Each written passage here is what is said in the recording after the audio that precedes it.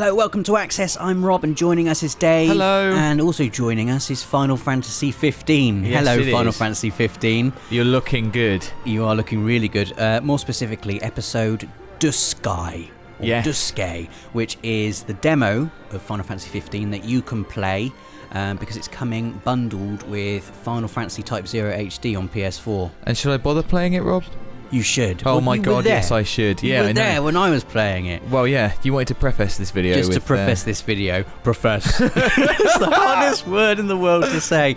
We've got a mixture of footage for you. We've got some B-roll, some brand new B-roll that Square-Enix have provided us with, mixed up with over-the-shoulder footage of me playing the game on PS4 in a cinema.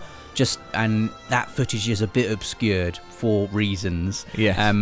But we just wanted an excuse to tell you about what we played because it's really, really exciting. Yeah. So these are 5 things you need to know about Final Fantasy 15. And this is the first thing, Rob, which is... It's huge. Yeah. Like, absolutely massive. This is the first fully open world Final Fantasy game. And Final Fantasy games have had world maps before, but they've always been scaled overworld maps rather than actual one-to-one full open, full scale open worlds that you can fully explore and inhabit. And this area is called Duscae for reasons, obviously. And it's one of the areas from the game, and it's just enormous. Yeah, it really is. We played the game for an hour, and we just barely scratched the surface of where you can go and what you can do. I mean, there's a main thrust to the demo. There's a main mission that you have to follow, but we didn't bother doing that, did we? We just kind of ran off and explored the place, and I ran around hitting things for an hour, which was amazing. And I don't know, fun. Rob, but I that's not what I think of when I think of Final Fantasy. Is there a lot of sort of just exploring and there going used off? to be. I mean, in the older games, when there were world maps, you could go off and find secret things that weren't part of the main storyline. But in the more recent games, that you kind of been funneled along a specific story path, and this just feels look how big that is. And we have it on good authority that there's an awful lot of stuff to find in There this is an map. awful lot. I mean, the amount of stuff we had to run past, like the characters, your party members, they're constantly pointing out things to you, aren't they? Yeah, they are. Check that out. Oh, here's a bit of me. Yes. My big fat head. I'm really sorry about that. And this is just to look at because there's a day and night cycle within the open world. Yeah, And also, there is. look how the weather's changed here. It's sort of a morning misty fog. now, yeah. Misty. And the white light is kind of obscuring the background. It gives a real sense of scale and depth. And this is cool as well. We'll just put this in there. Look, here are the Imperial troops coming down. Look how it makes Noctis's coat billow and his hair. I loved everything about this. The first time this happened, this isn't the first time this happened. It was just like I just had no idea they were coming. And I love that there's a flag bearer who he literally has to hold the flag the whole time. He can like kick you a little bit. We are the Imperial troops. He's like, I will not let go of this flag. I have one job. I'll just stand here and take this beating. But so this has actually moved us nicely onto the second thing, Rob. Which is combat. Yeah. Wait, oh my god, the combat. Where to start with the combat? I don't know where to start because there's so much. Like, I knew it was going to be real time and a kind of a split away from traditional turn-based Final Fantasy combat, which the series has been trying to do for a few installments now. Final Fantasy 13 was very action-based, but it was still very much anchored to like a turn-based system underneath. Whereas this is fully real time. Yeah. I mean, the closest thing I can liken it to is Kingdom Hearts, but again, that's not really doing it justice because there's so much going on. Let's start with your MP, which is kind of, you use that for dodging. If you hold down L1, that's kind of your defensive stance, and Noctis will dodge attacks while you're holding down L1. Like that. But that uses up MP. Yeah. So you've got to try and balance that with going on the offensive, which restores your MP. Yeah. So just doing regular attacks will restore your MP, and then you can also use what's called a warp drive or a warp attack. Yeah. Which enables you to lock onto a target who's further away, and Noctis chucks his weapon and he kind of teleports after the weapon. It allows you to kind of close down space in the battlefield really quickly. And what else have I missed? There's also the technique. The techniques. Oh, we've got to talk about the weapons because they're I know, there's so much. There are 5 different weapons you can equip on Noctis, and each one of those weapons represents a strike within his combo. Yeah. And each weapon also has its own specific magical technique. Like I've got I don't know what the actual name for it is, but I've got a lance equipped. Actually here I've got like a drain blade equipped. But this is a parry. Here's the lance. Oh yeah, the parries as well. So when it's going you get too that, fast. My God! You get that sort of elliptical symbol. It means you can press a button to parry at that point, which is obviously very powerful. If you miss it, you're going to get. When it's based on timing, it feels like you're playing a full-on action game. Yeah. Like a Devil May Cry or something. I mean, it's not as kind of hardcore action-based as that, but the timings are very specific. If you get the timing wrong, you're going to get smashed. It feels like people can there'll be people who can play it different ways as well. There'll be some people who play it incredibly tactically, and who sort of manually dodge, because that's another thing you can do as well.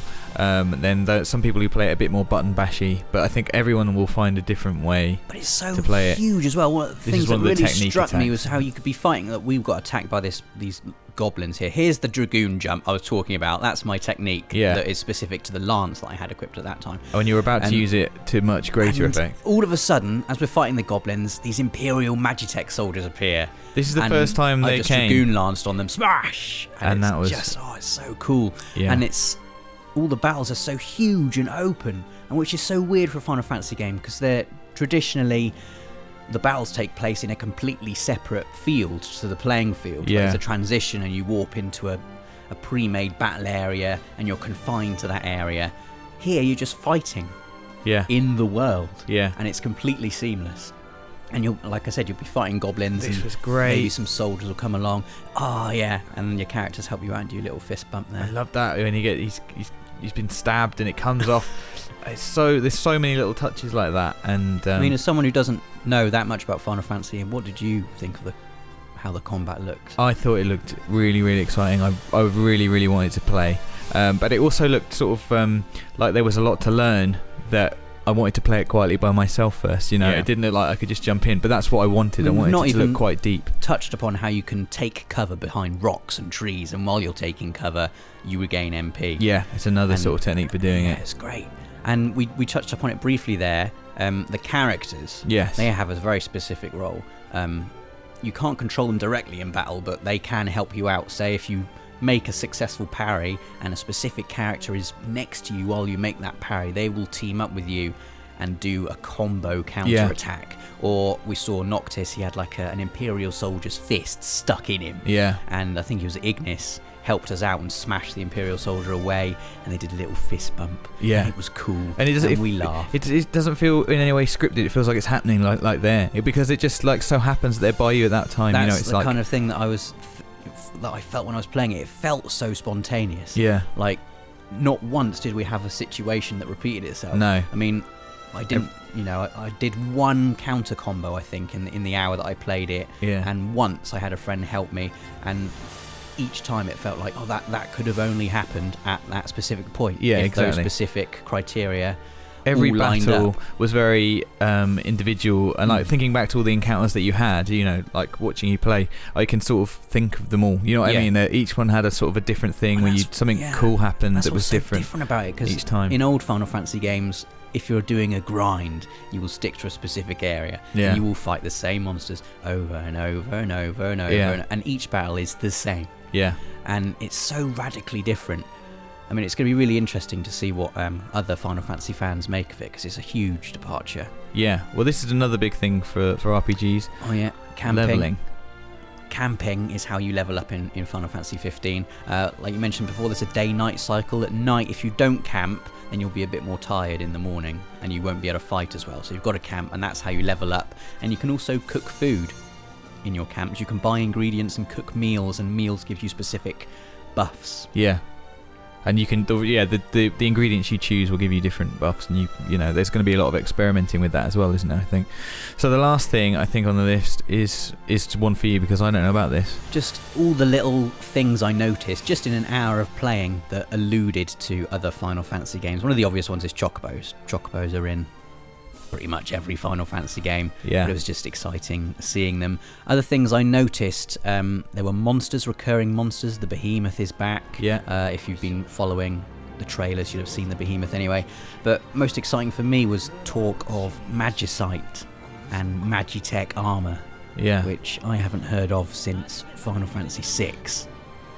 Magicite, I heard, was like in a lake somewhere, and we could go and find it. And it was a little side quest, wasn't it? Crystal, and traditionally you get magic from them, and espers, which are summon monsters. And the Imperial Knights were all wearing Magitech armor.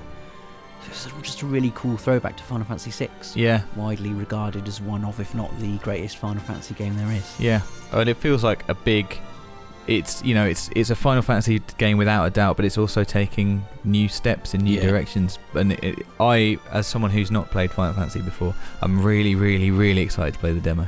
I think it's gone possibly to my number one most anticipated PS4 game slot now. Having played it, it's really, really cool. And everyone else can play it when Final Fantasy Type 0 HD comes out. And the demo's on it. So please do play it and let us know what you think. And also don't forget to subscribe, because we're going to have loads more videos on Final Fantasy 15 coming up really soon.